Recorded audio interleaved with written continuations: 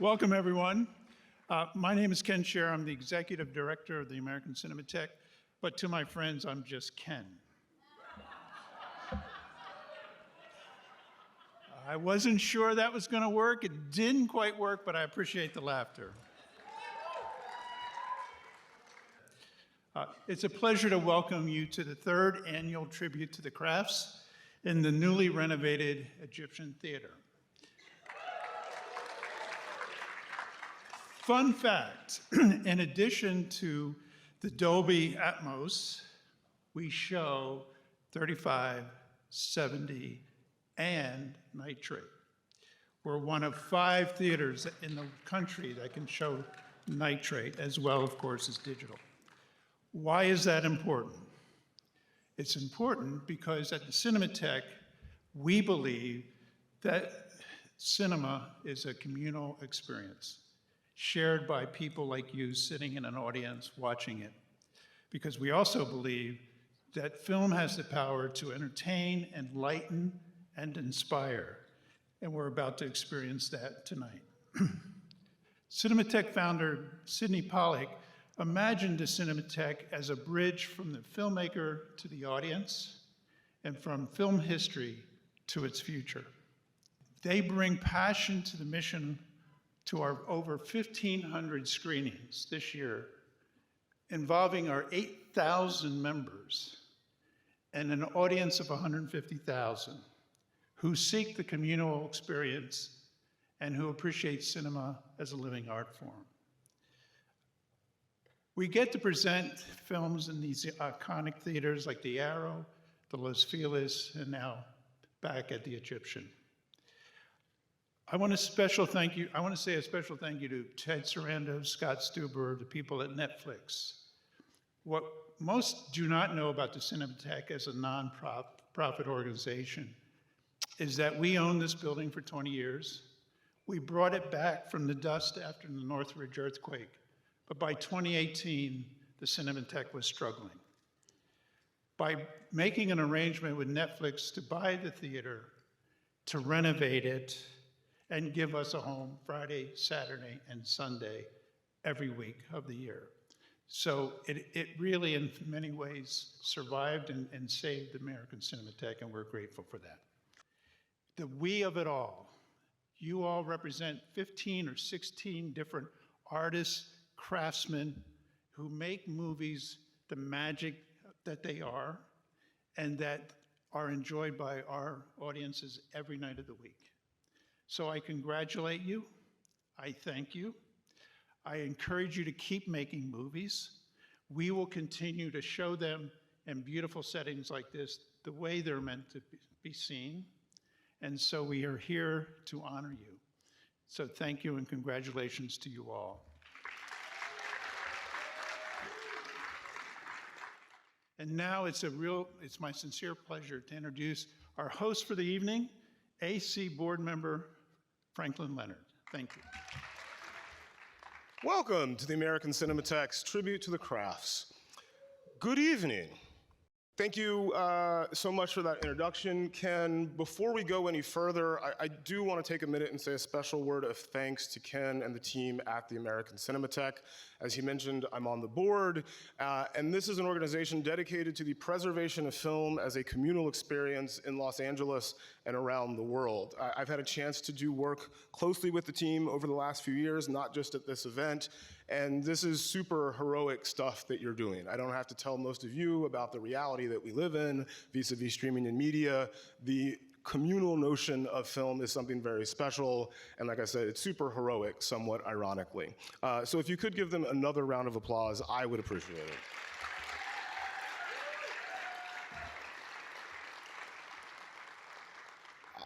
I also want to give a quick shout out to Paula Wagner, legendary producer, and also AC board member Paula Wagner, who was meant to be my co-host this evening, but like so many people, she is stuck in New York City because of the weather. And as a consequence of that, I suppose I also owe you, the audience, an apology. Paula is a classically trained actor, I am not, and now you're stuck with me. So if you want to leave, I personally will understand. Those of you who stay, it's on you. My name is Franklin Leonard. I am the founder of The Blacklist. Oh, wow. Thank you very much. That's very cool. For those of you who don't know, we're an organization that identifies and celebrates great screenwriting, film, television, and theater writing, and introduces great writing to those industries. So it's only natural that I host an award show that doesn't give an award to a writer. Yeah, it was a joke. But truthfully, I'm here in my capacity as a rather hopeless fan of film and the people who make it, and as a former employee of Sidney Pollack, who founded the American Cinematheque. And with all of that admin, yes, let's give Sidney Pollack a round of applause.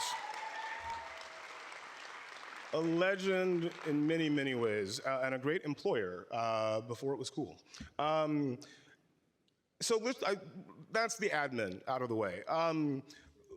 Here's the thing. Every year, I read people on the internet or overhear people in a random, uninformed conversation say things like, cinema is dying.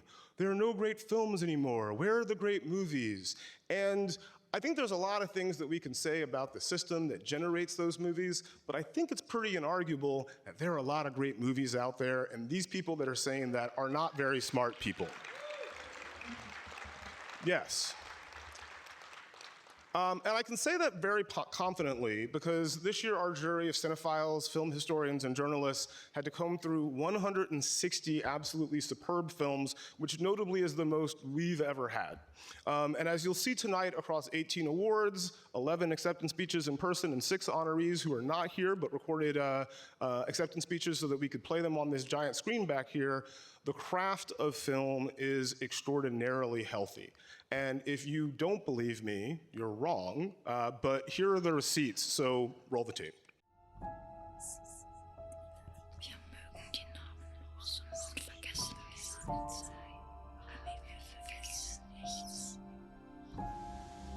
What's heaven?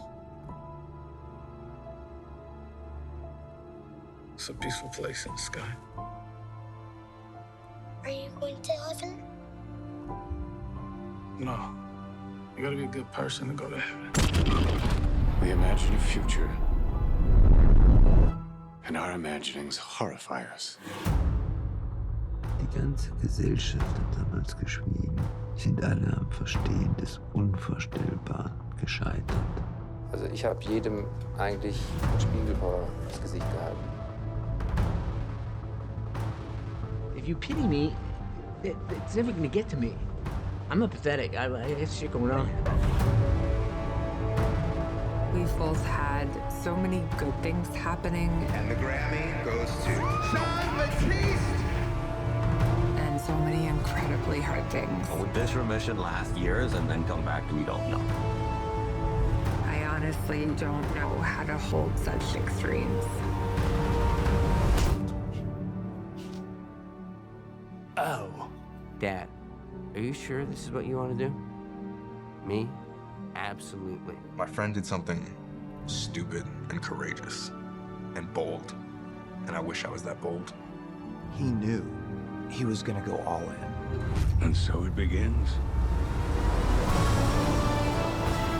You have to confront the brutal reality, but at the same time, have completely unwavering faith. If summer doesn't sing in you, then nothing sings in you. And if nothing sings in you, then you can't make music.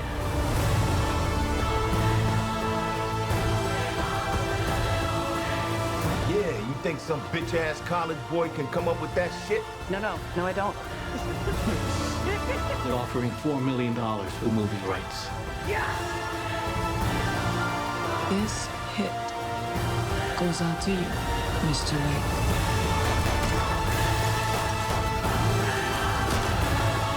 Are we saying there's a chance that when we push that button, we destroy the world?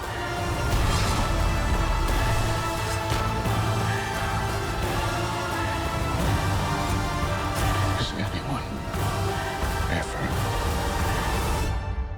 going to tell the truth?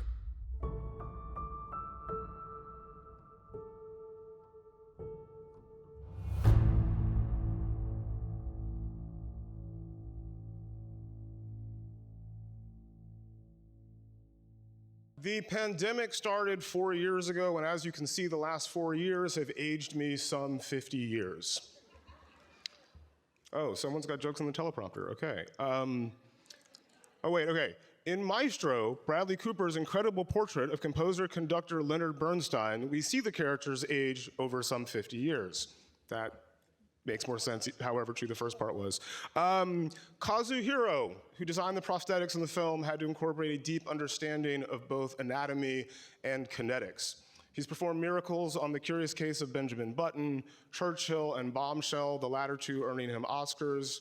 Kay Georgiou, who headed the Maestro hair department, did the same on Killers of the Flower Moon and Behind the Candelabra, for which he won an Emmy, as well as Joker and West Side Story. Sean Grigg, head of Maestro's makeup department's credits include Titanic, Ex Machina, Inception, and The Revenant, for which he was nominated for an Oscar. Laurie McCoy Bell, Maestro's hairstylist, also worked with Bradley Cooper on Nightmare Alley, American Hustle, Licorice Pizza, and A Star is Born. Here's a clip from Maestro. But summer does still sing in me. Not as strongly as it used to, or as often. But it sure does. If not, I would have jumped in the lake long ago.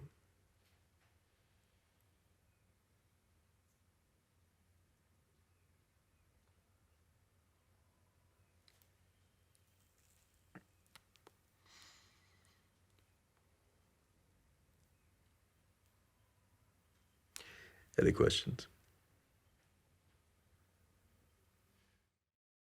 Please welcome to the stage Kazuhiro and Laurie McCoy Bell. Thank you so much. Thank you so much to the American Cinematheque for this honor. On behalf of the team, we want to first acknowledge our incredible collaborator, Bradley Cooper, for pushing all of us to do our best work together. Bradley's vision of building the world of Maestro has been one of the best experiences for all of us. And Leonard Bernstein has been a major inspiration to me since the beginning of my career. I have long aspired to work on a film about him. And Bradley made this dream a reality after 35 years. And I feel that I worked hard each and every day to prepare for Maestro. And it was the greatest gift I could ask for, and I believe Bradley is a gift to the entire film industry.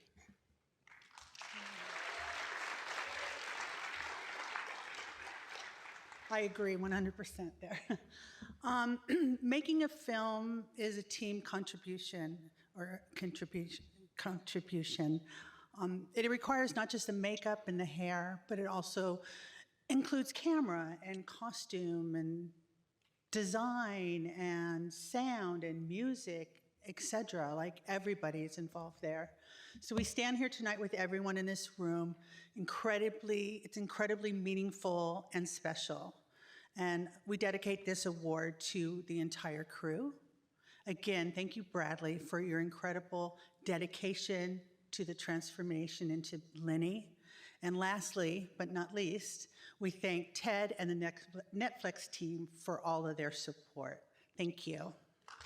All right, casting. I've already mentioned that I'm Black. I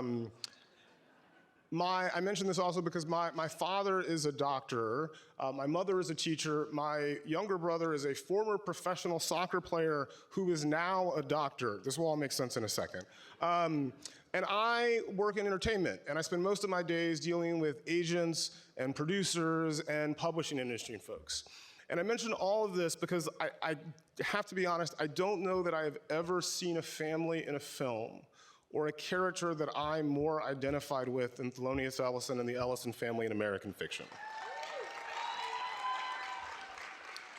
And that is due to the extraordinary work of casting director Jennifer Huston and her stellar cast, including Jeffrey Wright, Tracy Ellis Ross, a terribly ripped Sterling K. Brown, Issa Rae, Erica Alexander, Leslie Uggams, Miriam Shore, and John Ortiz.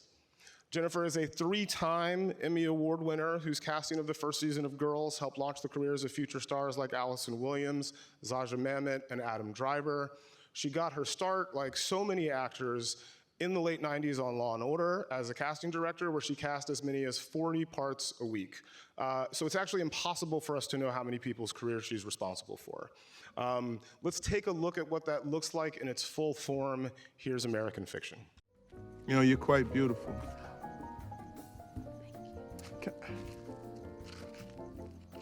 What do you see in my brother? He's funny. Mm-hmm. He's not funny. No, not ha-ha funny. No. Like sad funny. Okay. Like a three-legged dog. I see it now, like somebody dying on a toilet. Exactly. God. Invariably, you go too far. You think? I don't think I go far enough. Becoming hurtful. Oh. See? You know, invariably, you go too far.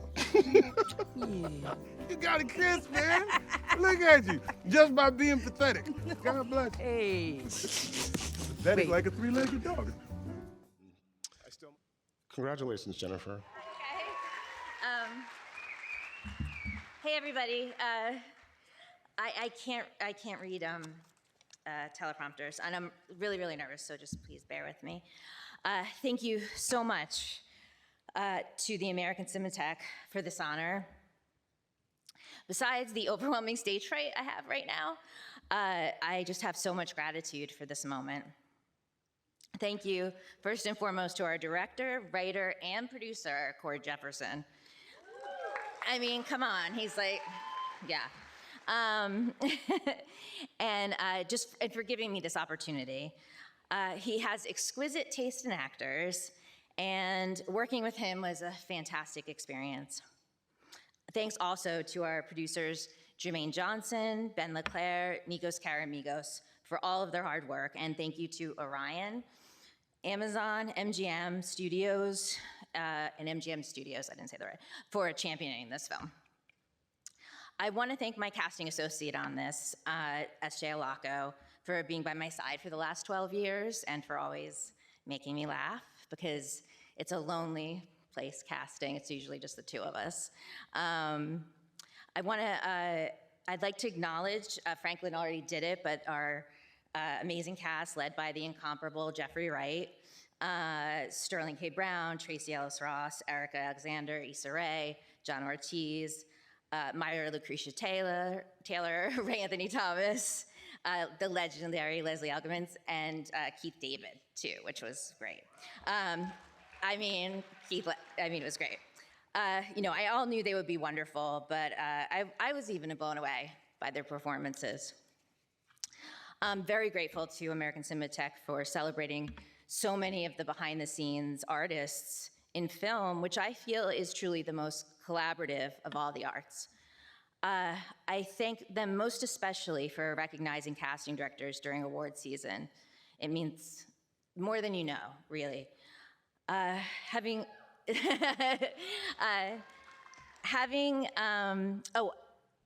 had the honor to work with your founder, Sidney Pollack, in 2003, when I was the casting associate on The Interpreter, which I think was his last narrative film directing. It was having the opportunity to observe firsthand such a legend go through his casting process was one of the highlights of my career, and really a remarkable learning experience. Casting is an apprenticeship. I don't think a lot of people know what we do exactly. You can't major in it in college, and you can't take a class on it in film school. Casting is loving and respecting actors, combined with gut instinct and understanding who your director needs to tell needs on that screen to tell their stories. 2024 marks my 30th year in casting, and it's crazy. And I was the casting assistant on Law & Order in 1997, so I wasn't the casting director, just to make sure you guys know. And I'm just so fortunate to be part of this community. I've long observed the work that you do here at American Cinematheque to promote and preserve filmmaking. And if I lived in Los Angeles, I live in New York, I'd be at the Arrow every night. So I'd be a West Side girl. But being in the renovated Egyptian, I think I'd hit this place up too. So anyway, just thank you so much. And I'm just gonna shut up now. Okay, bye. Okay. Now for documentary editing. For the profoundly moving Davis Guggenheim documentary, Still, a Michael J. Fox movie, yeah.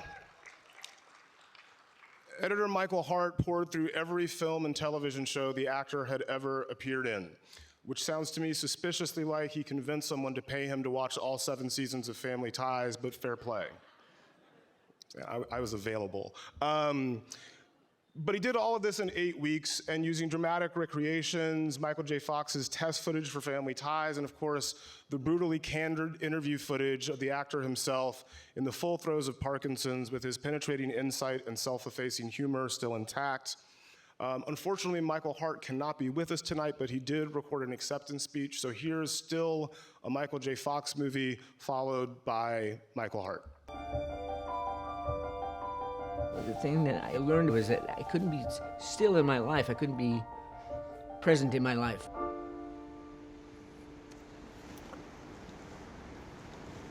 Until I found this thing happened to me that made me present in every moment of my life, because it was shaking me awake.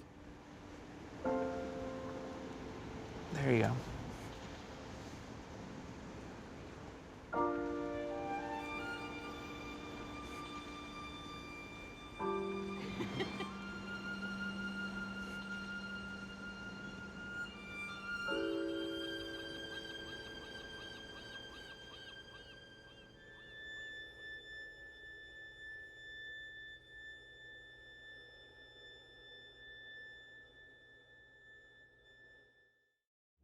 Hi, thank you, Cinematheque, for this award. It's I'm sorry I can't be there because I'm in London with my partner and 2 kids who are under 3, so I didn't get the pass to go. But as I said, it's a real honor, and I think I'd like to speak about my relationship with the director on this project, as much and all as it can be. A tough place in the edit. I think to have a good relationship with your director is really something magic, and we had that on this project. We had an amazing contributor in Michael J. Fox, but I think I've spoke to my director Davis Guggenheim before about how we as editors these days spend a lot of time on our own in the edit because the technology allows it. We carry a lot of the load. We can do zooms and send quick times back and forth. You end up just sitting on your own in the edit a lot of the time because of it. And on this project, the magic was when we were together in the edit. It really made it something special. As much and all as we fought, and he could be a pain in the arse and I could be a pain in the arse. The film wouldn't have been what it is without that time together in the edit suite, and I'll be forever grateful for those, not just the end product, but for that time we got to spend, and I'm sure a lot of other editors would understand that. But thank you so much, and enjoy the evening. I'll have a drink in London for everyone. Cheers. Bye. Okay, stunts. First thing to say about stunts, there should be an Oscar. I think we can all agree on that.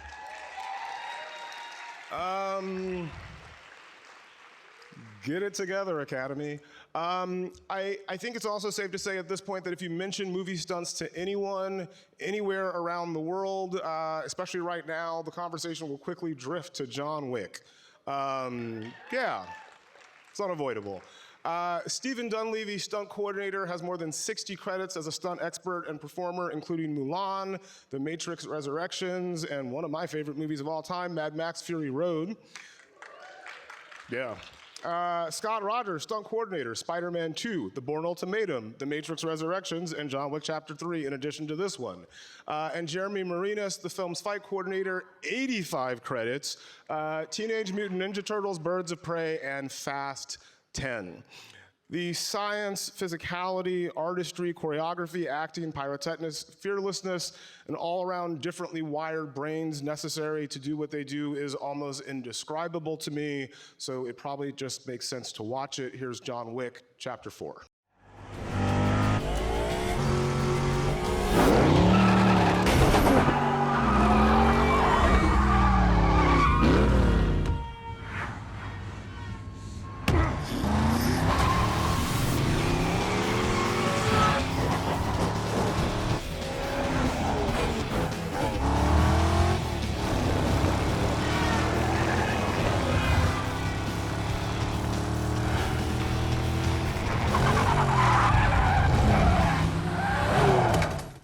Please join me in welcoming to the stage Scott, Stephen, and Jeremy. Wouldn't it be absolutely hilarious if they were scared of public speaking?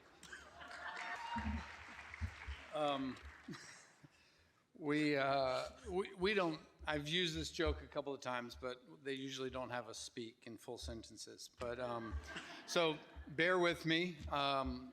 This is very intimidating. I've done more car crashes than I have actually spoken in public.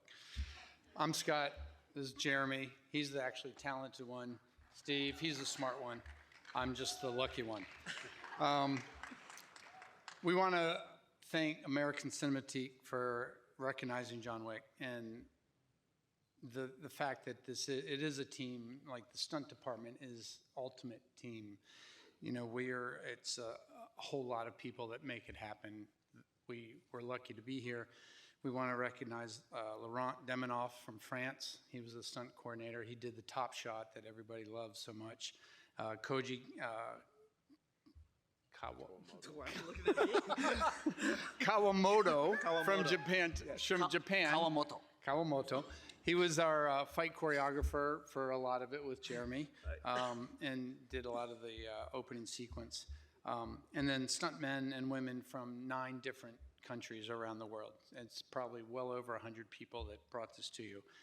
We want to first and foremost thank Keanu Reeves, his hard work and his dedication. For those of you, all of us that work in the movies that aren't stars, it's hard work, and John Wick is exceptionally hard. It's 6 months of training, it's over 100 days of nights, it's painful, and for stunts, it's not to mention the physical toll that it takes over 100 days of nights. But Keanu makes the hard a little less hard. And then we want to obviously thank Chad Stahelski. I've known Chad personally for 35 years. He's old, I'm old, we've been doing this a long time. And I've watched him go from a stuntman to a stunt coordinator, a second director, to now a director, and then a director over the course of the 4 films. Chad has led the way of a whole new wave of directors in action, and that is coming to all of us. And I think, you know, America Cinematique is just starting to recognize the craft that we do. The John Wick alumni, Dave Leitch, J.J. Perry, Jonathan Eusebio, Darren Prescott, are all stepping up to start to direct, and those guys came out of the John Wick universe. Chad has shown us that John Wick with John Wick, he has shown us that story and action can be intertwined. They're not mutually exclusive. And he's taken the best of Buster Keaton, Harold Lloyd, Charlie Chaplin, John Ford, the great musicals of 40s and 50s, and stitched them to a compelling driving story driven by action. So Jeremy, Steve, and I would like to accept this award and dedicate it to all the incredibly talented stuntmen and stuntwomen from around the world, and as they continue to push the limits and develop the craft. Thank you. In Poor Things, costume designer Holly Waddington. Yeah, okay, yeah. We're here to celebrate movies, so yeah, go for it. Costume designer Holly Waddington was given free rein to interpret Yorgos Lanthimos' dreamlike vision of a fantastical alternate take on the Victorian age. Emma Stone plays Bella Baxter, whose budding sexuality is suggested by her clothes, with billowy jackets often paired with risque silky shorts. Highly elaborate shoulder pads and ruffled blouses suggest the female form with living, breathing textures unlike anything that's quite been seen on the big screen. As Bella becomes wise to the world and her self-determination more resolute, her clothes become more proper, but always with a touch of the rebellious. Holly couldn't be here with us tonight, but we have a short message from her after we have a chance to take a look at a montage of Bella Baxter's incredible fits in Poor Things.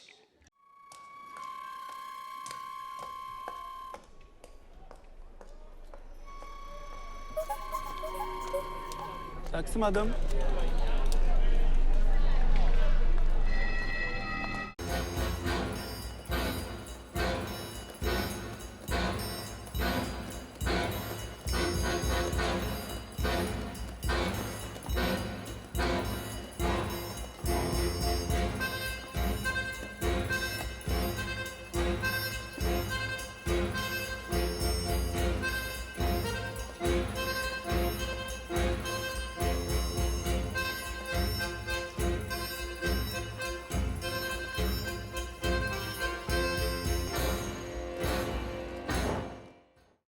I must go punch that baby.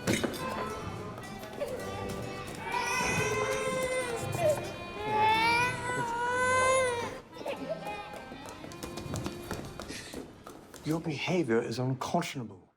Thank you so much to the American Cinematheque for this award. It's such a great honor and privilege. Poor Things was an opportunity to collaborate with a team of remarkable artists, both the cast and the creative team led by Yorgos and the very talented costume team that I had the privilege to work with in Budapest. Yorgos Lanthimos gave me the chance to follow a rich and creative journey to bring Bella Baxter to life through her costumes. It was an invitation to be playful, to experiment, to be bold, to take risks, and to collectively create a unique vision for this extraordinary story. Creating a path for Bella to evolve as her world grew was a thrilling challenge. As costume designers, there are new obstacles each day. In the film, Bella often wore pieces with big puffy sleeves. Specifically, she wears a wedding dress that is so light and delicate, and yet we had to ensure that there was structure in order for it to look as though the sleeves were filled with helium. Working together with the Hungarian and British costume making team, we collectively decided that the only way to figure out this piece of the puzzle was by blasting out Whitney Houston into the small hours of the morning. Thanks to music and ingenuity, the sleeves were buoyant.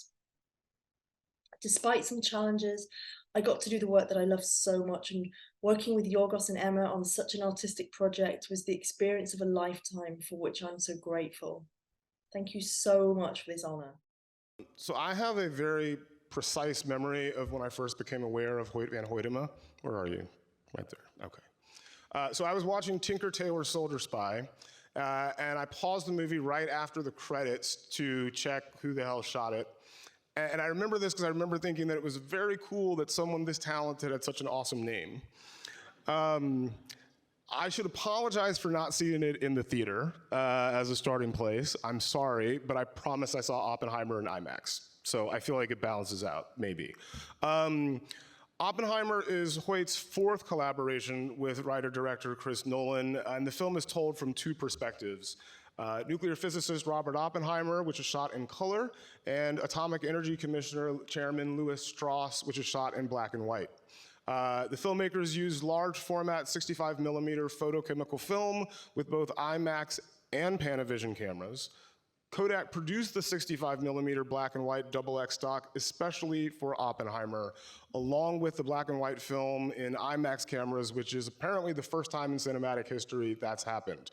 Last year, I was up here explaining Nope, and how they shot that, and it was just a series of words that I didn't understand. I'm halfway there on this one. Anyway, here's Hoyt's extraordinary work in Oppenheimer. Thanks for convening on short notice. I can't believe it. Well, here we are. Catch me up. What do we know? One of our B-29s over the North Pacific has detected radiation. Do we have the filter papers? There's no doubt what this is. White House says there's a doubt. Wishful thinking, I'm afraid. Are those the long-range detection filter papers? It's an atomic test. The Russians have a bomb. We're supposed to be years ahead of them, but what were you guys doing at Los Alamos? Wasn't security tight? Please welcome to the stage Hoyt van Hoytema.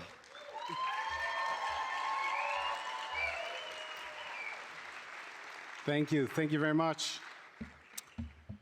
I'm also going to try to read off the teleprompter. It's my first time, so there we go. When speaking about crafts and arts, my mind wanders to paper, scissors, Elmer's glue, and Michaels. And I realize that this is kind of the perfect analogy of what I do. My job is to connect the dots in between the antennas of our audience and the heart and soul of our films using machines, electricity, glue, tape, and a bunch of other things. And to me, that handiwork lays at the base of great arts and craftsperson. Someone that knows how to wrestle physics into something that both has a soul and that has the ability to speak to the hearts of others. And often we do this work without screaming for obvious attention. A story is most often best served when an audience is unaware of the technology used to tell it. In order to fully lose oneself in the reality of the film, one needs to forget about the hard work we put in it while watching it. Our work is hard to judge. Flashiness gets often mistaken for quality, and that's why I'm so honored with this Crafts Award. I'm excited that there's a ceremony that sheds a light on the people in the makeup trailers, behind the camera, and in the post suites and recording studios, pouring their souls, accepting to remain unseen in the full service of the cinematic experience, fully committed to the stories and its importance. Even if it means photographing men talking quantum physics and Armageddon in small, dingy rooms. I share this honor with my dearest loyal crew, of course. I owe them everything. You know, they're the nicest, funniest, most creative, and hardest working people I know. They're my compass and inspiration every day, on and off set. To get back to the arts and crafts parts from the beginning, I just wanted to mention that the vast majority of films talked about this season are shot on film. Important. This makes me unbelievably happy because it's so important for us artists to be in control of our favorite tools. The silly discussion that has been pestering my profession for years about which medium is better or worse has done a lot of damage to our freedom to choose our own media. Pragmatism threatened to blind artistry. I believe an artist needs to choose their own comfortable vehicle. Some people are at their best with oil paint, some people prefer a Fender Stratocaster, others prefer an old typewriter. To make these choices on the table and nurture analog film is hugely important to my craft or what I do. Myself, I usually feel at my best on film and sometimes cardboard and at times even Elmer's glue. Anyway, thank you for this great honor, American Cinematheque, and a nice evening to everyone. Thank you very much. In documentary cinematography, we actually have a tie. So I'm gonna do one and we'll do the other, just bear with me. First up is The Mission, the story of John Allen Chau, a 26-year-old Christian evangelical who was determined to spread the gospel to the inhabitants of North Sentinel Island, an isolated enclave off the coast of India. Spoiler alert, it doesn't go well. The Mission cinematographer Thorsten Thielo worked with materials including Chau's social media posts, home videos, animated reenactments, interview footage, and contemporary location footage. Thorsten is shooting at the moment in an undisclosed location, documentary cinematographers, Jesus, and could not do a virtual speech, but let's take a quick look at The Mission. I felt guilty and unethical and wonder why I'm doing this. Why am I bothering them with all this stuff?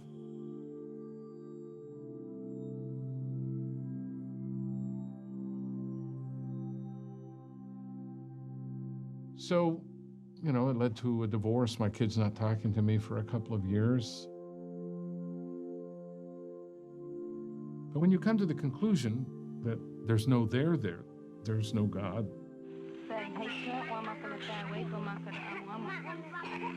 And you see the effects missionaries have. The effects are not all positive, right? I mean, even though they do medical work, there's a huge power differential there. I should note that since Thorsten is not here, I will be accepting the award on his behalf. and lying to my house guests about being an award-winning documentary cinematographer for the foreseeable future. I won. Our second documentary cinematography award goes to Franz Lustig's work on Anselm, a film about new expressionist painter and sculptor Anselm Kiefer. Franz and director Wim Wenders' work on this film spanned 2.5 years, giving the filmmakers an all-access pass to a very private artist creative process and the opportunity to implement 3D cinematography with the deliberate grace and beauty of poetry. The camera floats through cavernous interiors and over sprawling expanses, giving the viewer an immersive sense of the scale and profundity of Kiefer's art, much of which deals with Germany's Nazi past in an unflinching manner. Given the often cumbersome nature of 3D filmmaking, Wenders and Lustig needed a smaller rig, since they were often dealing with small confined spaces like underground tunnels from which to tell their story. The customized equipment itself took almost a year to build, but it allowed Franz to manage handheld shots, employ a Steadicam, and even a drone for aerial perspectives, which might have been a first for 3D. Franz also couldn't join us in person, so to my house guests, I'm officially a 2-time award-winning documentary cinematographer.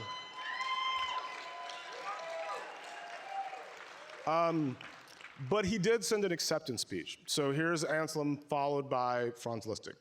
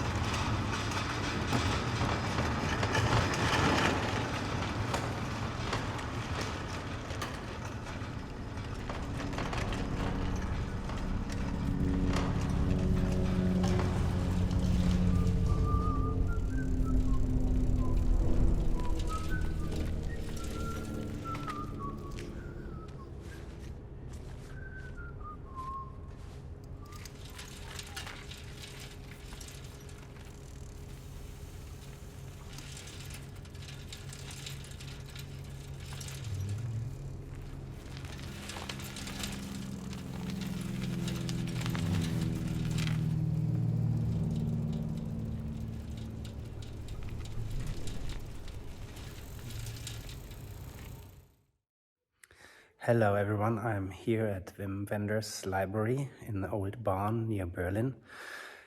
And I just want to express my gratitude and how honored I am to receive this award from the American Cinematheque. Very, very grateful and happy. Thank you so much. And I remember that shoot as a very adventurous one. It took 2.5 years to make that film, and we went through so many stages. And I remember one particular moment where I did the lighting for the submarine scene, and Anselm came up and he said, "Oh my God, that's a Bengalic light." So I like this expression, and I want to share that moment with you. And I hope you have a great evening, and I'm very happy and thankful, and thank you again. Bye-bye. Am I the only one with like an overwhelming desire to own a giant warehouse and ride a bicycle around in it? Okay, it's not just me, good. Sound. So if there was ever a movie, yeah, important stuff. If ever there was a movie meant to be heard under optimal audio conditions, like say a theater or a newly renovated Egyptian theater with a state-of-the-art sound system, that movie is probably Bradley Cooper's Maestro. Yeah. Featuring the music of its subject, Leonard Bernstein. The film's depiction of the 1973 concert of Mahler's Resurrection Symphony at the Ely Cathedral was recorded live with the London Symphony Orchestra, with all of the instruments, and I'm quoting here, saturated with microphones. Richard King is a 4-time Oscar winner for Christopher Nolan's, yeah. He's won 4 Oscars. He deserves some applause. For Christopher Nolan's Inception, Dunkirk, and The Dark Knight, and Peter Weir's Master and Commander. Stephen Morrow previously worked with Cooper on A Star is Born and was the sound mixer on La La Land and Ford vs. Ferrari, all of which earned him Oscar nominations. Tom Ozanich earned Oscar nominations for sound mixing on A Star is Born and The Joker, and also worked with Cooper on American Sniper. Jason Reuter, Maestro's executive music producer and supervising music editor. I hear some applause, keep going, that's good. No. Was nominated for A Star is Born and worked on The Color Purple, La La Land, and The Great Gatsby. And there's more. And last but not least, Dean Zupanzik was also on the Star is Born sound mixing team, as well as The Joker and The Chronicles of Narnia, The Lion, the Witch, and the Wardrobe, all of which earned him Oscar nominations. Y'all stay winning some awards, Jesus. Yeah. Have a listen to Maestro.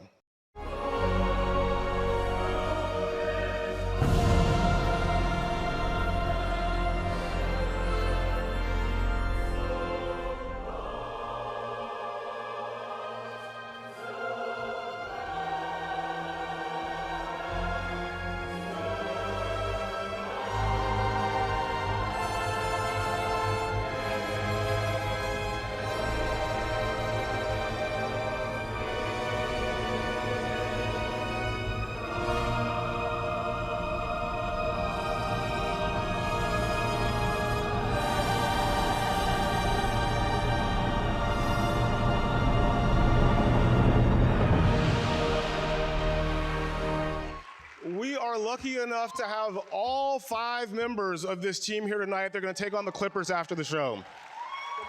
All right.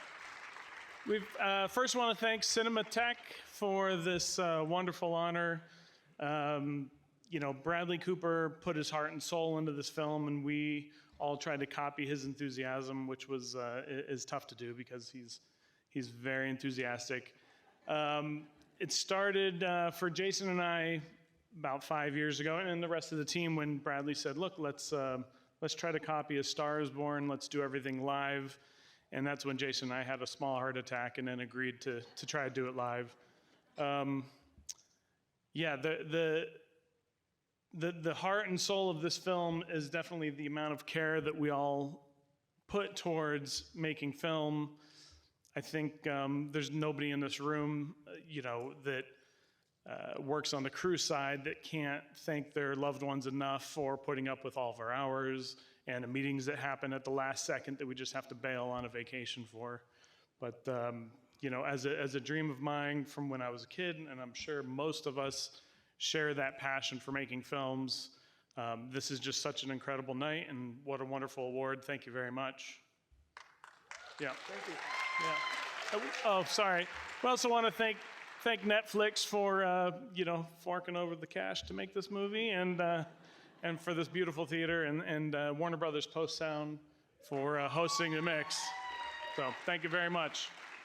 So there's a lot of internet debate right now about whether Ryan Gosling will perform this song at the Oscars. I was seriously debating singing it live myself here tonight. Yeah, it ain't happening. My wife wisely convinced me not to. You should thank her on social media, or if you happen to run into her somewhere in Los Angeles. I'm Just Ken was written and produced by Mark Ronson and Andrew Wyatt, and should be breaking the 100 million streams on Spotify mark any minute now, if it hasn't already. Andrew is a 6-time Grammy nominee, is that right? This is the information I have on the internet. Apparently 4 of those nominations came for the Barbie soundtrack album alone. Here's I'm Just Ken, not sung by me. I'm just Ken, anywhere else I'd be 10. Using my destiny to live and die a life of longevity. I'm just Ken, where I see love, she sees a friend. What will it take for her to see the man behind the tent and fight for me? I'm just Ken, and I'm enough, and I'm great at doing stuff. So hey, check me out, yeah, I'm just Ken. Andrew Wyatt. Hi, how's everybody doing? Well, I didn't wear this to try to convince people that I had stepped out of the movie The Maestro onto this stage. It's just how it turned out. Thanks to the American Cinematheque for this award, recognizing the music of Barbie, which I accept on behalf of myself and my stalwart companion, Mark Ronson, who could not be here this evening. In fact, it was on this very street that I started out on the path of writing songs for films that could hopefully live in that ambiguous space between being taken as a joke and taken very seriously. Almost 20 years ago, I went down to the Chinese theater down the street for the premiere of a film called Music and Lyrics, and saw a song that I'd written for the film called Pop Goes My Heart. And I was also mortified that somewhere between the film's shooting and seeing the film, I'd somehow forgotten that I was in the band with Hugh Grant in that scene. Yes, that's me, the gangly, terrible dancer in the background. But in fact, I'd venture to guess that no one who's seen me in that film would deny that I've made a good choice in becoming primarily a behind-the-scenes player, which is who we're here to celebrate tonight. The production designers, set designers and dressers, cinematographers, choreographers, hair and makeup people without whom Barbie couldn't have been the tremendous phenomenon that it was. And so I thank all of them as well. And lastly, of course, I'd like to thank our superbly gifted ship's captain, Greta Gerwig, for making us part of her team and pulling the very best out of everyone in that team and sharing her vision of Barbie with the world. So thank you very much. So, quick confession time. A not insignificant reason that I agreed to host this show tonight is because I wanted to meet our next honoree. It is my great honor to celebrate Fatima Robinson.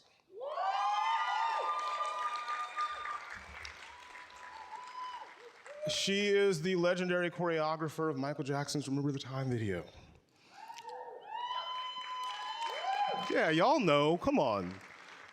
She choreographed Are You That Somebody for Aaliyah. Okay, and for the rest of you, Backstreet's Back. And there are honestly more absolutely culture-defining things than I can possibly mention here. She's choreographed Super Bowl halftime shows, multiple Academy Award shows, and most recently, Renaissance, a film by Beyonce.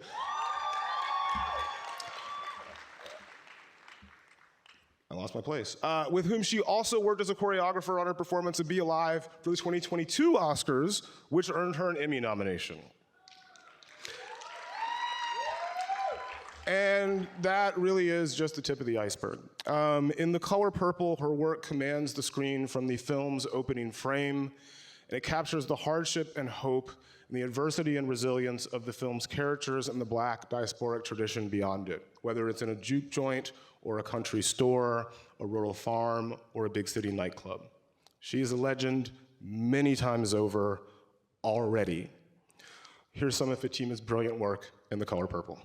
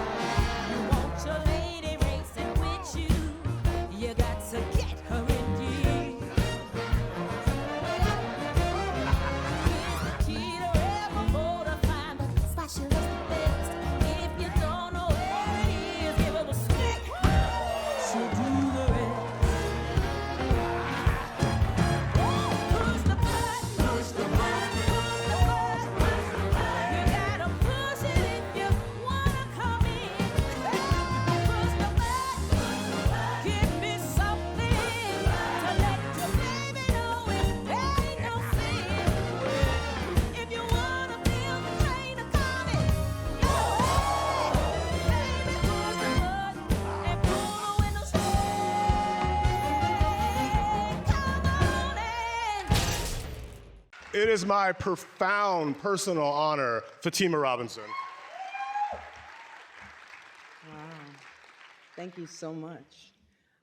Thank you for the, thank you America Cinematique for recognizing the art of choreography.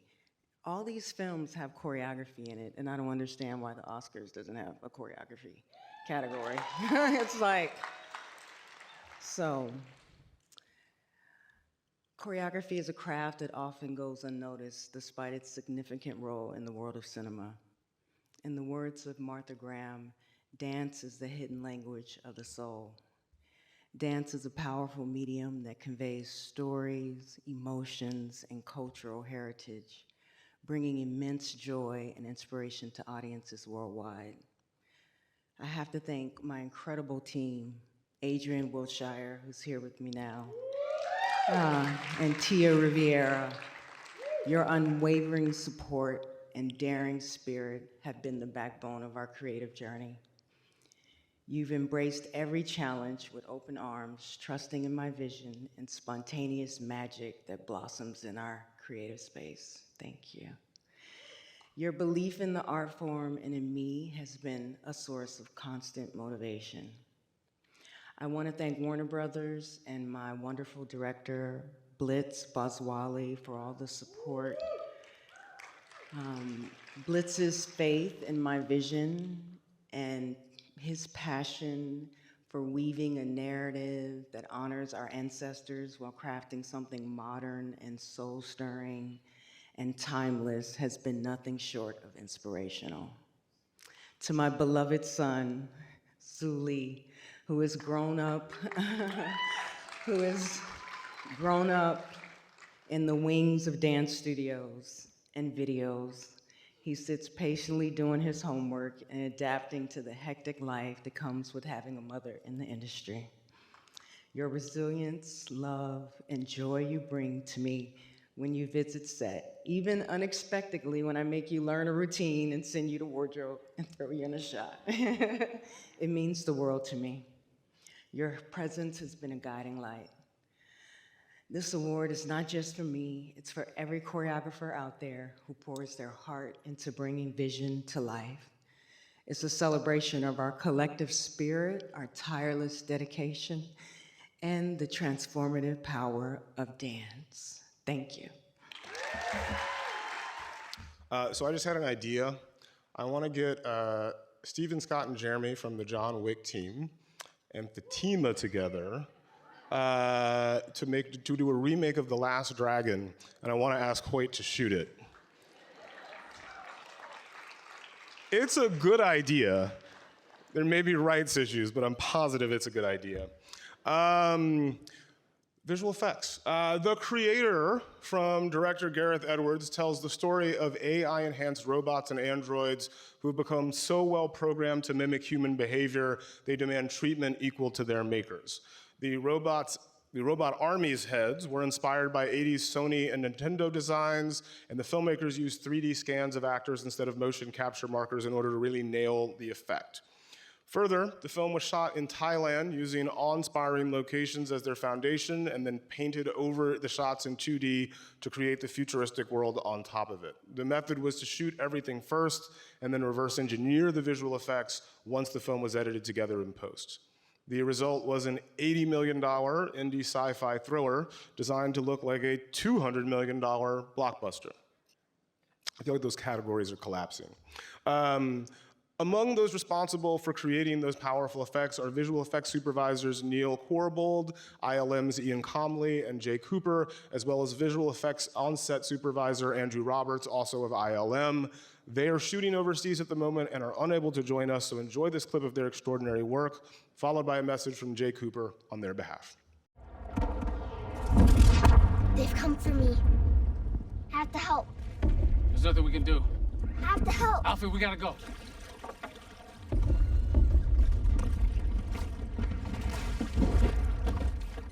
Alfie! Alfie!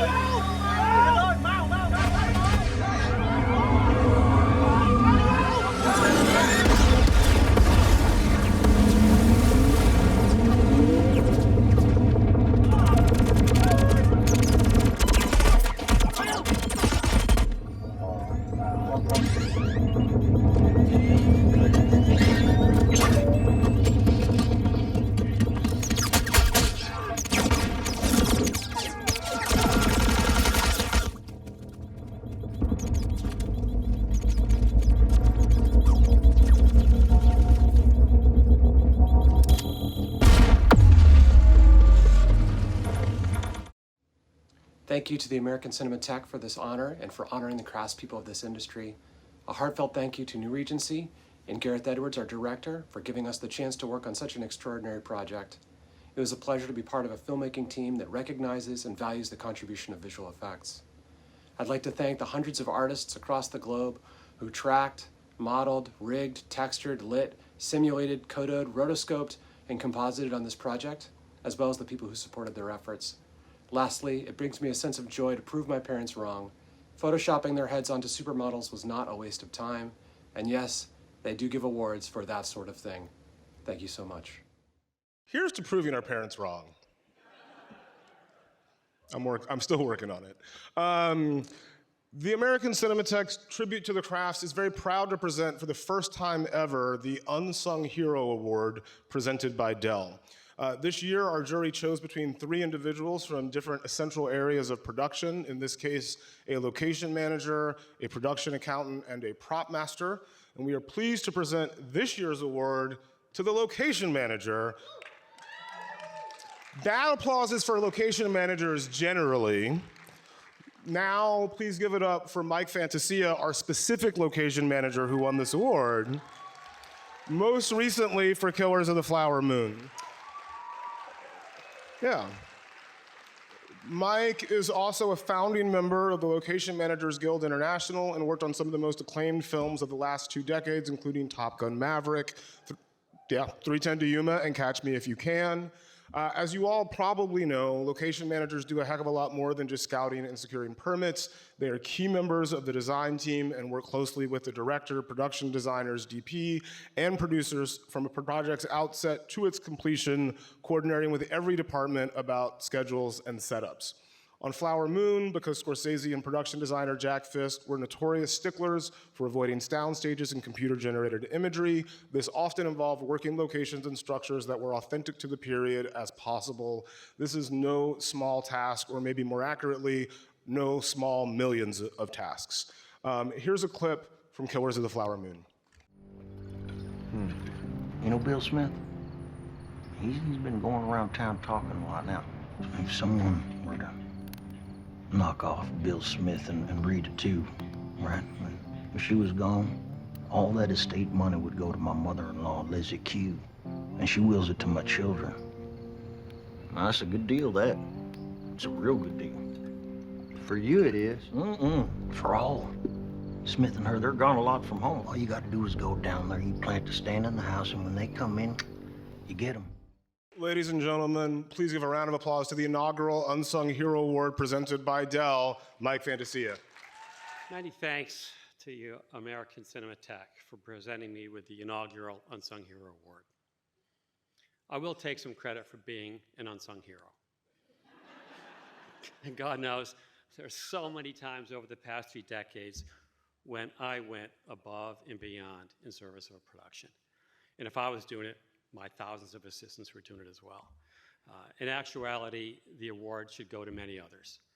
First and foremost, it should go to my wife, Judy, who for 29 years has supported me, making me late night dinners, paying the bills, feeding the cats, dealing with the gardeners, fixing the roof, the painters, the carpenters, the plumbers, and dealing with our life. She put up with all the missed appointments, the holidays, the anniversaries, the birthdays, and the hundreds of times when I answered the phone in the middle of dinner and said, "This will just take a minute." But it never did. Never took just a minute. This award should also go to the various assistants who work with me on almost 40 feature films.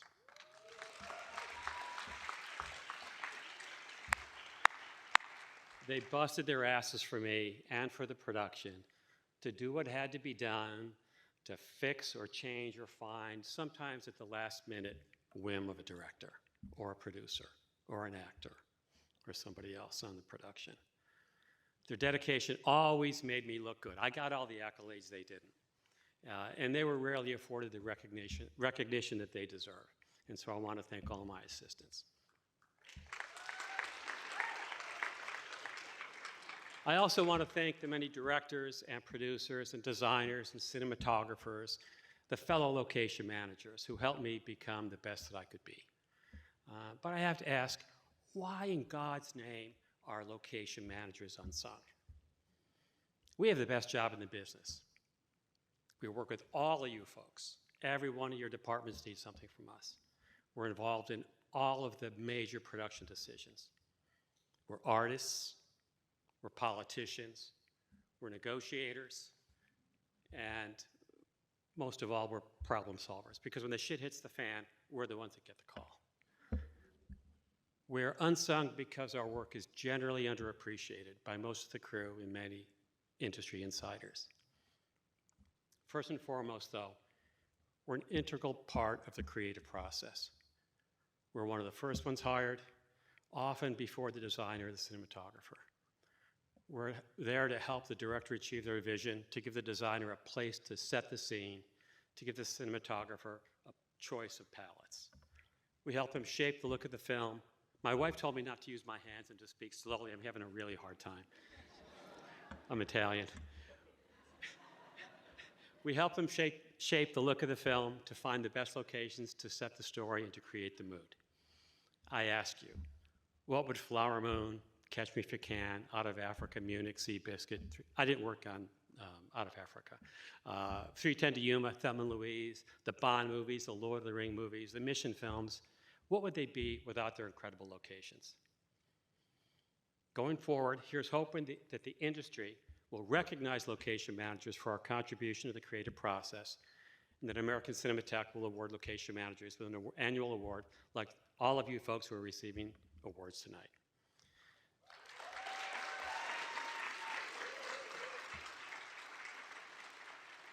A week ago tonight, it was 92 degrees colder than it is right here. I was in Montana, 37 below at my house. The water froze. It was a mess. So people are talking about how cool it is. You have no idea. I look like this because I spent the last 4 days underneath the house trying to thaw pipes out. In closing, I was going through a storage unit. I've had a storage unit for 30 years. Haven't looked at it more than 10 times. My wife said, Mike, get rid of this shit. I came across a letter that my mother wrote me. She died 8 years ago yesterday. She wrote it to me in 1990, before I quit my job with the Forest Service and became a filmmaker. She said, Michael, she really didn't want me to quit my Forest Service job, a good government job with pension and all that, to work in the circus. She said, Michael, I know you're thinking about leaving your government job to work in the film business.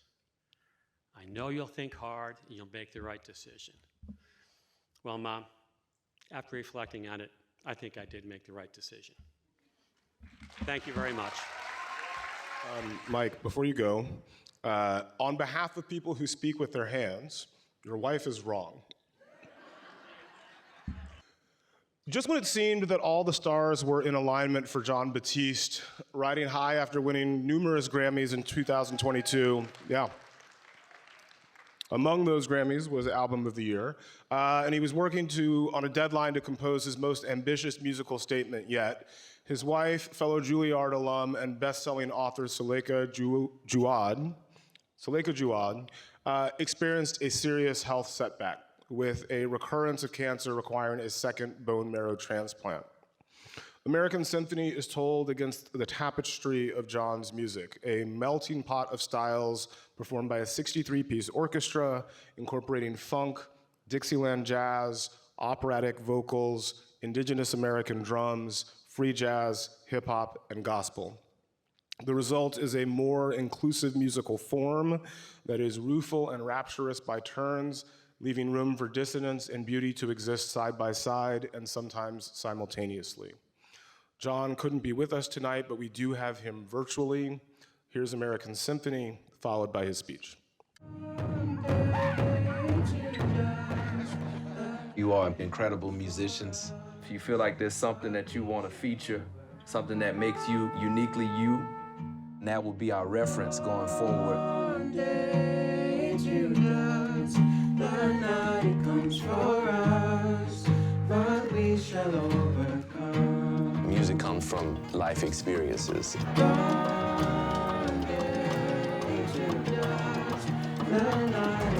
I call it social music. Our ancestors got together just like this in a circle and played music. protested. We play music to communicate unspoken pain and joy. I think we're going to make something truly remarkable that I think will speak to people on a very profound level. The night comes for us, but we shall overcome. Thank you so much, American Cinematheque, for this award. I love making music. I love the craft of making music because it allows you to create worlds from your mind, and then they become real things. You get 200 musicians on stage and you play a symphony that you composed, and it's the most glorious thing. And that's something you can share with other people. Can you believe it? We can put the music in a movie. We can put it on CDs. We can put it on streaming everywhere in the world. People can hear it, and you can keep getting better. Right now, I'm in the Grammy Museum, in fact, in Los Angeles, and we're about to talk about the symphony and talk about how it came to be, which is, you know, hand-selecting one musician at a time to build a new vision for the symphony orchestra. I never saw this happen, and I wanted to see it, and I imagined it, so I just went and created it. And everybody who I played with was from all these different walks of life. You had people who played archaic folk instruments, people who played modular synthesizers, people who played classical music, marching band musicians, jazz musicians.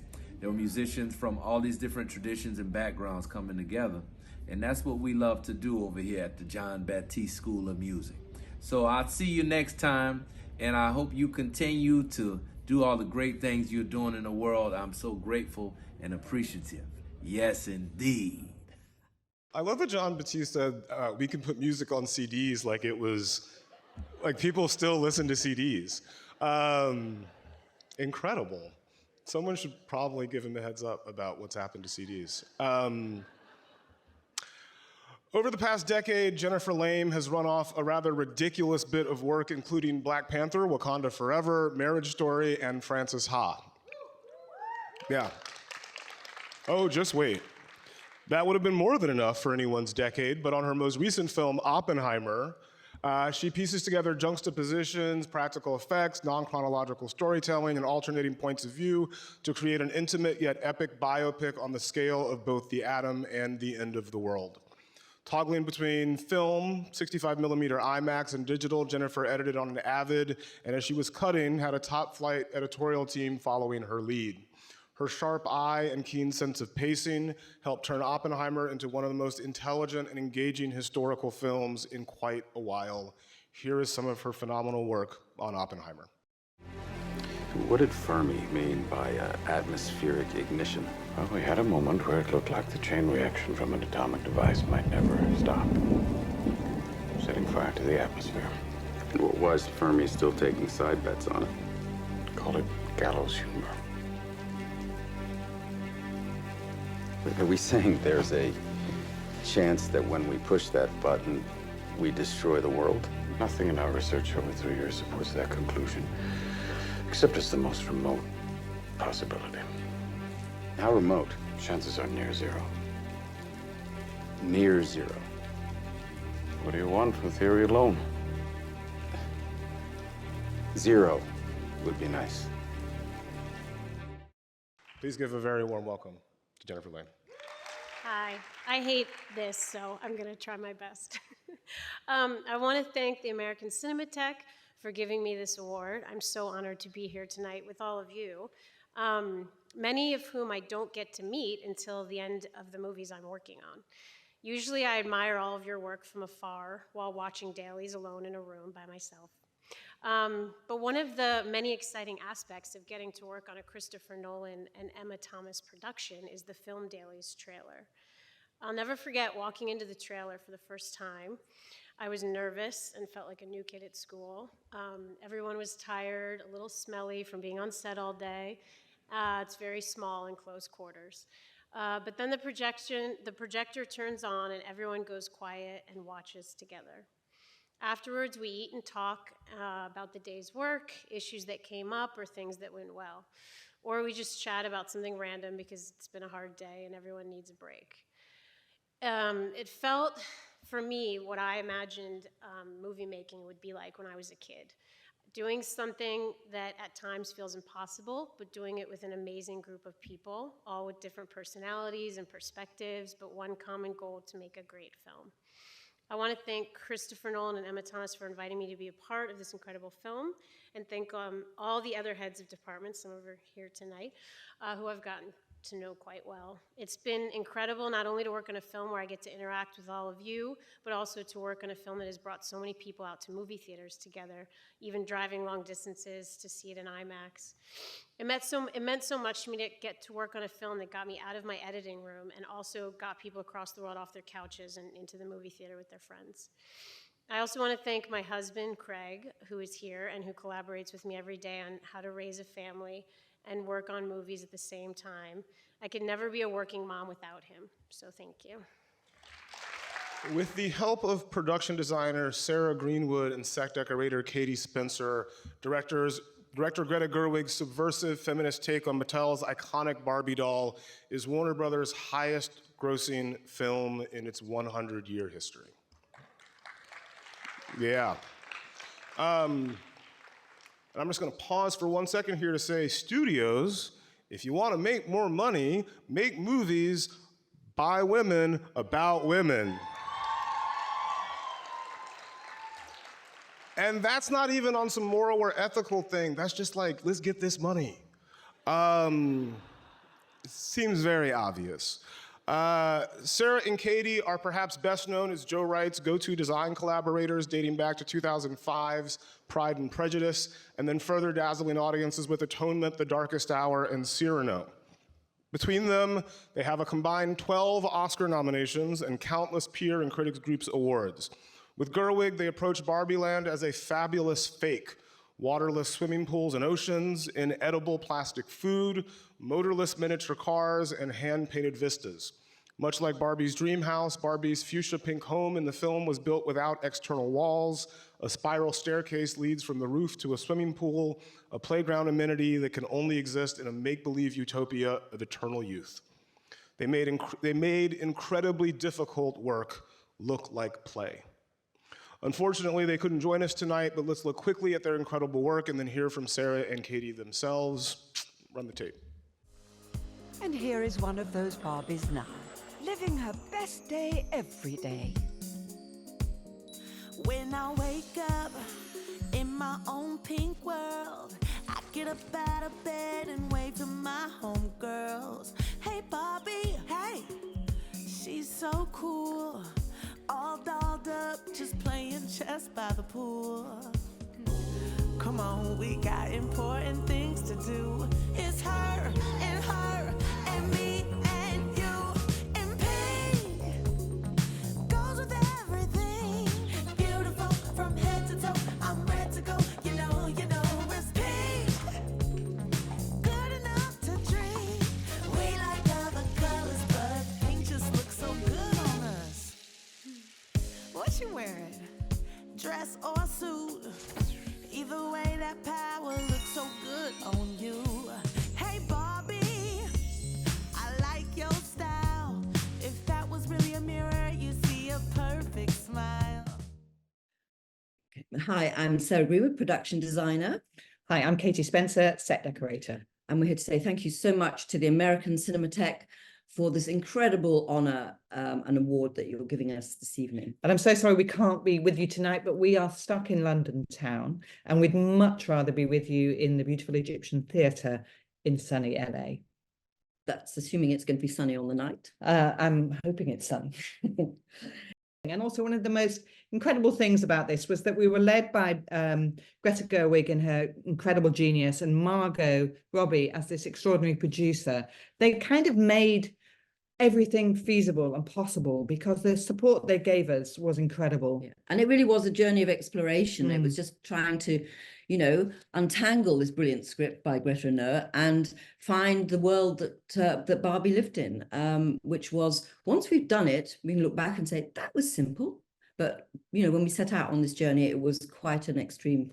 I think one of the happiest days was when, for you especially, Sarah, when Greta said she wanted to make everything in camera and use the old-fashioned. Yeah, I mean, that was brilliant. That was music to my ears. It made me very, very happy. But also just thinking about the film that we've made. I mean, it really is a credit to all of us and our fellow collaborators. Jacqueline Duran, who's a costume designer we work with a lot, and Ivana Primovic, makeup and hair, and of course Rodrigo Prieta. Rodrigo, it was our first time working with him, and hopefully it's not our last, because we certainly gave him a lot of pink to deal with.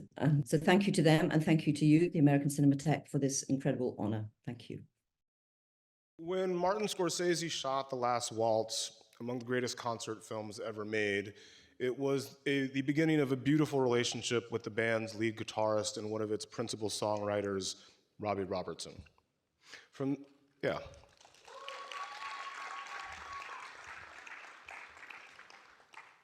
that point forward, Robbie became a lifelong Scorsese collaborator, having worked with the director on several films in various capacities, usually involving the film's soundtracks as either curator, music supervisor, music producer, or composer, or some combination of all of the above. Raging Bull, Casino, The Color of Money, Gangs of New York, and just before his death, Killers of the Flower Moon, for which he wrote the score and is being honored tonight. The Canadian-born Robertson's native roots, his mother was of Cayuga and Mohawk descent, placed him in a unique position to tell this story well. Robbie consulted closely with the Osage Nation and used a combination of traditional and modern instrumentation with nods to indigenous dance ceremonies, popular music of the time, and electric guitar spiked blues. The results speak for themselves. Let's take a look and a listen to Robbie's work. Ernest! Hey, Kelsey Morrison! We were at the front together in France. Hey, how you doing? Great to see you! My wife, Catherine Cole. Oh, pleased to meet you. Pleased to meet you. Full blood. Sky people, right? Sky people. Middle water. Oh. Middle water. Got money on this.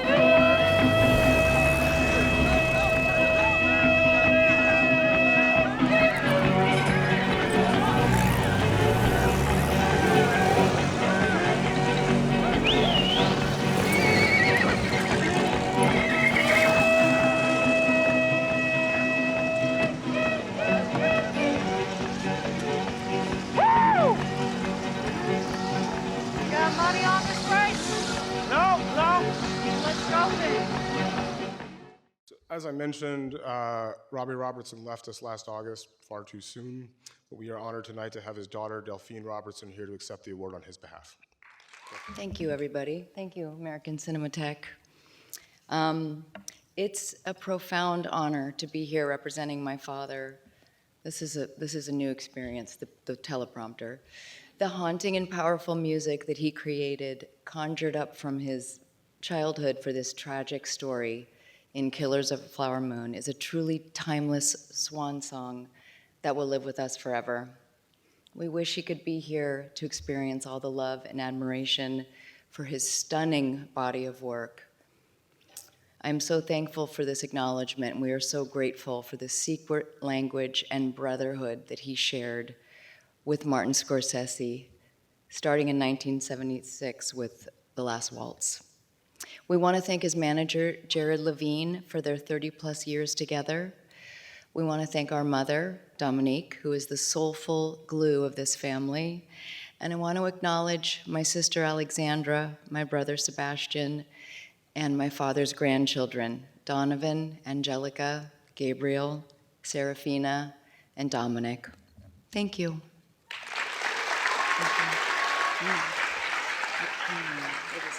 All right, our penultimate award tonight is the Career Achievement Award, and wow, what a career.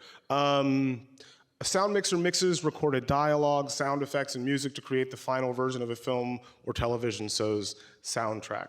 He or she works with the director and other members of the sound team and determine how high or low in the mix each sound element should be relative to each other. And just last year alone, Kevin O'Connell's technical and creative influence as a re-recording mixer can be heard in some of the most successful films of 2023, including Cocaine Bear, Gran Turismo, Are You There, God? It's Me, Margaret, and Barbenheimer. Wait. He did Barbie and Oppenheimer. He did Barbenheimer. Yeah. Kevin touts a jaw-dropping 21 Oscar nominations, winning the gold for 2016's Hacksaw Ridge. Some of his other credits include, this is gonna be fun, The Woman King, 4 Spider-Man movies, Pearl Harbor, Transformers, Apocalypto, The Patriot, Armageddon, Crimson Tide, A Few Good Men, not done yet, Twister, Top Gun, the original Dune, Terms of Endearment, and many others. Yeah.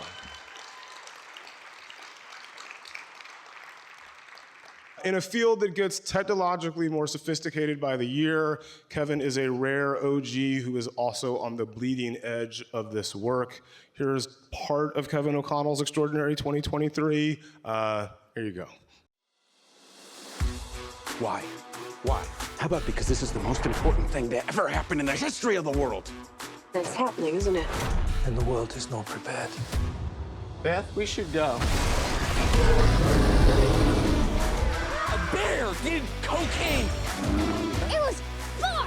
That's inappropriate. Catastrophic! Cocaine Christmas. I'll see you on the Malibu beach! Watch your flank! I got shot. And how are you? I read that when you don't have any loved ones around, your life expectancy drops drastically, but you know, I've had a good run. I'm not sure if I can do this. Most people can't. I got a feeling you're not most people.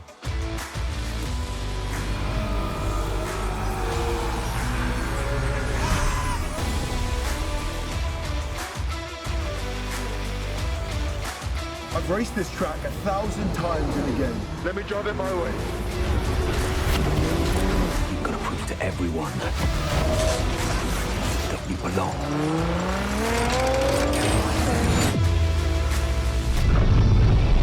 That was actually pretty great. It kind of seems like the thing that stays with the man forever. 3. Truman needs to know what's next. 2. What's next? 1. Please welcome to the stage our Career Achievement Award winner, Kevin O'Connell. Hi there.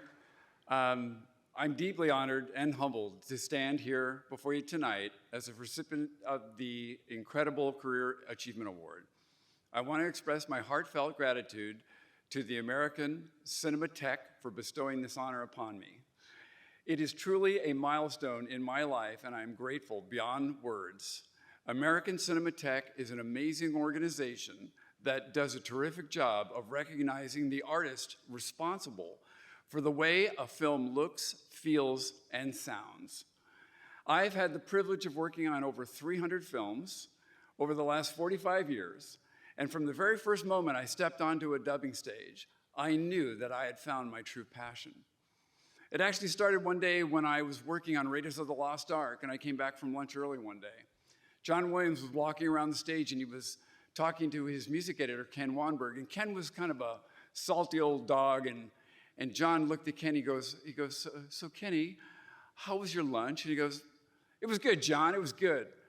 And John goes, oh yeah, what did you have? And he said, I had 2 hot dogs. And John looked at him and he said, 2? And he said, yeah, I ate one and inserted the other. At that moment, I knew this was the business for me to be in. The art of sound mixing is a vital part of filmmaking, yet it's often misunderstood. Our goal as mixers is to create an auditory experience that not only complements but enhances the visual storytelling, guiding, stimulating, teasing, and sometimes intentionally manipulating the audience to be fully immersed into the world that we help create. I want to take a moment to express my appreciation to all of the incredible filmmakers and directors that I've had the privilege to work with throughout my career. Each and every one of you, your visions, dedication, passion, and skill constantly remains my source of inspiration. I deeply appreciate the trust you've placed in me to help bring your stories to life through sound.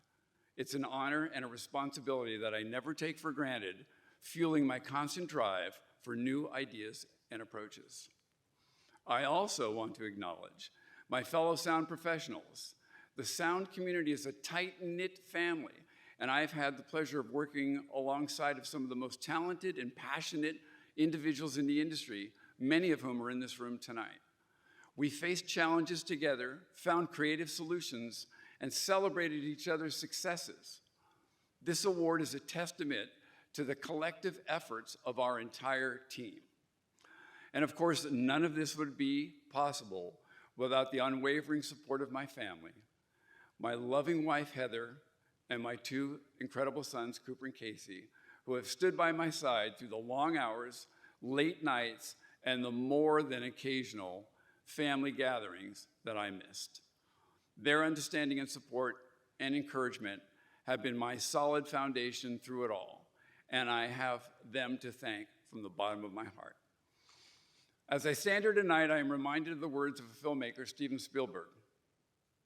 Every time I go to a movie, it's magic, no matter what the movie is about. And for me, so much of the magic happens in the process of creating great sound. Through teamwork, creativity, and passion, I've done my best to have embodied these principles throughout my career. In closing, I want to express my commitment to continuing to push the boundaries of sound in film. This award is not the end of my journey, but rather a milestone on the path to even greater opportunities. I'm excited to see where the future of sound in motion pictures will take us, and I very much look forward to mentoring the next generation of sound artisans. Anyone can raise or lower a music cue or an explosion, but knowing why and when to do that needs to be taught to the next generation. Thank you so much. I really appreciate this from the bottom of my heart. That's a wrap, everybody. Thank you so much for coming out to the historic Egyptian Theater. Congratulations to all the honorees. Thank you for supporting the American Cinematheque and supporting great film and all the people that make it possible. And thanks for sticking around and putting up with me. We'll see you next year.